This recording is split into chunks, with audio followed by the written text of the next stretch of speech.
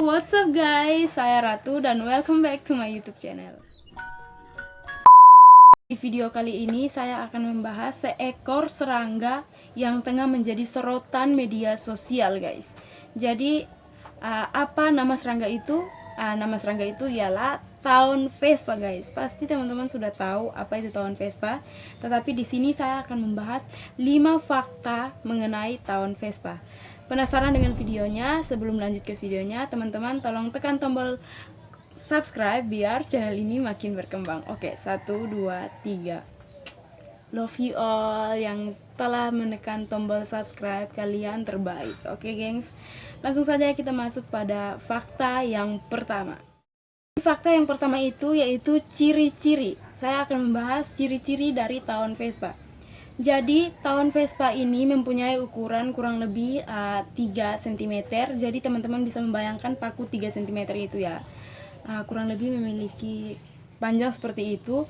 Dan kalau misalnya panjangnya seperti itu, berarti dia beda dengan tawon-tawon yang biasanya guys, yang biasanya kita temukan di rumah-rumah.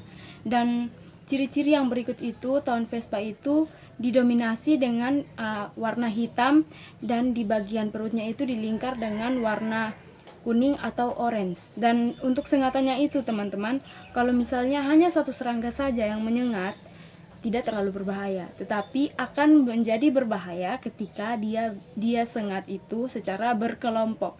Jadi harus hati-hati dengan tawon Vespa. Oke, kita langsung masuk pada fakta yang kedua.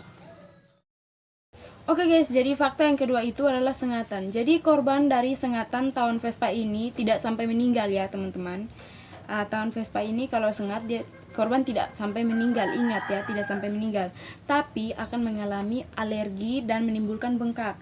Dan jangan khawatir teman-teman, bengkak ini dapat ditangani menggunakan es batu. Tapi guys, kalau misalnya korban tidak ditangani selama kurang lebih 1 kali 24 jam, korban akan mengalami luka yang cukup parah atau hiperalergi, dan itu bisa mengganggu organ tubuh yang lain. Jadi kalau misalnya sudah terkena sengatan, cepat-cepat mengambil tindakan untuk mengobatinya ya guys. Oke, itu merupakan fakta yang kedua. Kita langsung masuk pada fakta yang ketiga guys. Fakta yang ketiga yaitu merangsang teman. Jadi tawon Vespa ini teman-teman, ketika mereka melakukan sengatan pertama kali, mereka akan mengeluarkan suatu senyawa yang dapat memicu tawon lain ikut menyerang.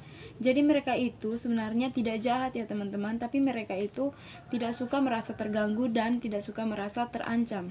Jadi buat teman-teman yang kalau misalnya berpetualangan atau di sekitar rumah teman-teman ada sarang tawon, teman-teman jangan ganggu. Mereka juga butuh kehidupan.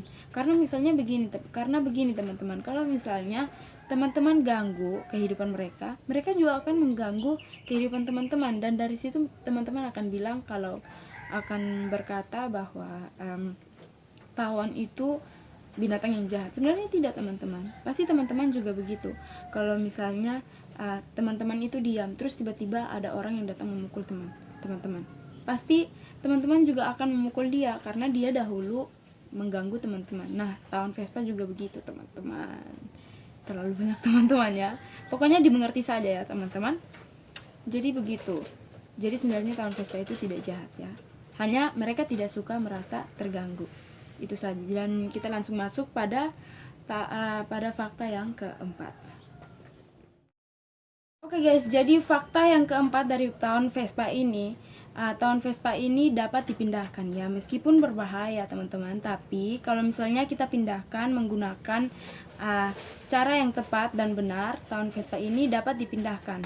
Jadi pertama-tama yang harus kita lakukan atau yang harus kita siapkan itu merupakan kantong plastik bening yang agak tebal, kemudian pisau dapur, kemudian kapas, kemudian cairan etil asetat, dan cairan etil asetat, tunggu ya, nyontek dulu. Cairan etil asetat untuk membuat tawon dalam keadaan pingsan guys.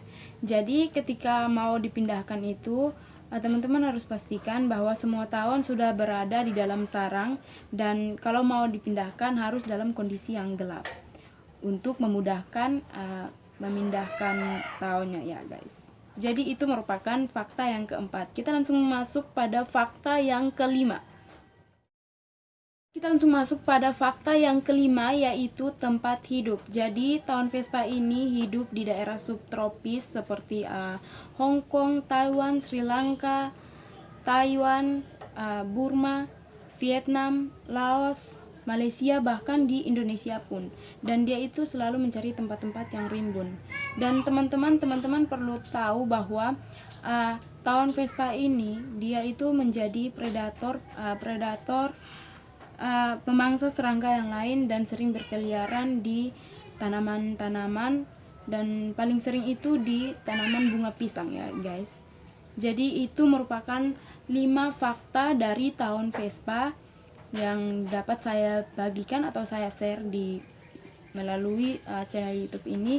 Dan kalau misalnya ada kekurangan dan kritik saran dari teman-teman, bisa teman-teman sampaikan lewat kolom komentar. Saya siap terima apapun yang teman-teman kritik. Oke? Akhir kata, jangan lupa like, komen, dan subscribe, karena 1000 langkah diawali dengan 1 langkah. Bahkan seorang profesional pun dimulai dari seorang amatir. Oke, saya Ratu dan sampai jumpa di next video. Bye bye.